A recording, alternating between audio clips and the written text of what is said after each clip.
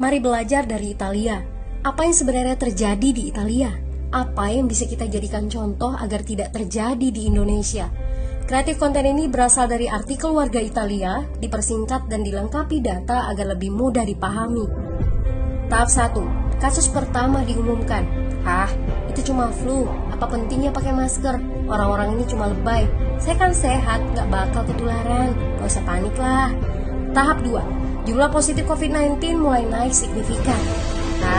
Cuma beberapa yang kena. Yang meninggal pun hanya orang-orang tua saja yang emang udah punya penyakit. Hidup seperti biasa aja lah. Pacaran, nongkrong bareng temen, jalan-jalan ke mall, tetep lanjut. Tahap ketiga, jumlah kasus meningkat dengan cepat, berlipat ganda dalam 1 hari. Tingkat kematian pun bertambah. 7 Maret, lebih dari 5.000 kasus positif COVID-19. Zona merah diberlakukan di Italia. Wilayah yang dikarantina hampir 25% dari luas Italia. Sekolah dan universitas tutup, tapi tempat kerja, bar, dan restoran masih buka. Sementara itu, 75% wilayah lain masih menganggap enteng COVID-19. Anjuran mencuci tangan ada di mana-mana, tapi sekadar anjuran dan tak banyak yang melakukan. Tahap 4. Jumlah kasus meningkat pesat. Sekolah dan universitas ditutup selama sebulan. Darurat nasional pun diberlakukan. Rumah sakit menambah kapasitas, seluruh kamar dibersihkan untuk memberi ruang bagi pasien COVID-19. Tapi tak ada cukup dokter dan perawat.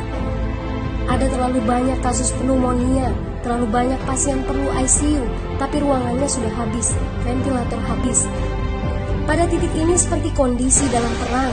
Dokter harus memilih siapa yang akan diobati berdasarkan peluang bertahan hidup. Itu berarti pasien lanjut usia dan punya penyakit bawaan seperti hipertensi, diabetes, stroke tidak masuk prioritas karena tidak ada lagi ruang. Sistem layanan kesehatan seketika runtuh. Tahap 5. 9 Maret mencapai lebih dari 9.000 kasus. Seluruh kota Italia lockdown. Orang-orang bisa pergi hanya untuk keperluan darurat dan dalam pengawasan ketat. Semua bisnis masih dibuka karena jika tidak, ekonomi akan runtuh. Itu kebijakan pemerintah.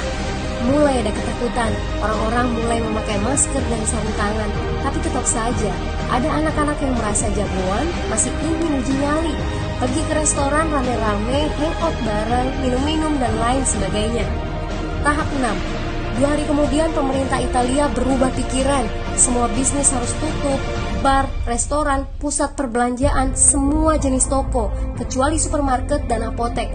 Penyebabnya, karena dalam sehari yang positif bertambah lebih dari 2.000 kasus. Penduduk yang mau keluar rumah harus mendapat surat izin. Surat izin ini didapatkan dari pos pemeriksaan polisi dan disebar di berbagai lingkungan. Yang melanggar bisa kena denda 3,3 juta rupiah.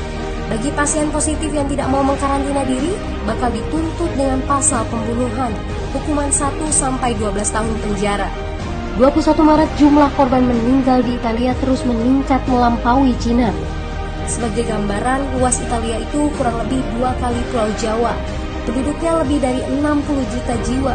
Lalu apa yang harus kita pelajari dari Italia? Yuk, mulai dari diri sendiri, mulai dari di rumah aja. Jaga kebersihan lalu isolasi diri dan keluarga. Tidak keluar rumah kecuali sangat penting. Ini saatnya memulai solidaritas. Yang mampu harus mulai membantu yang tidak mampu.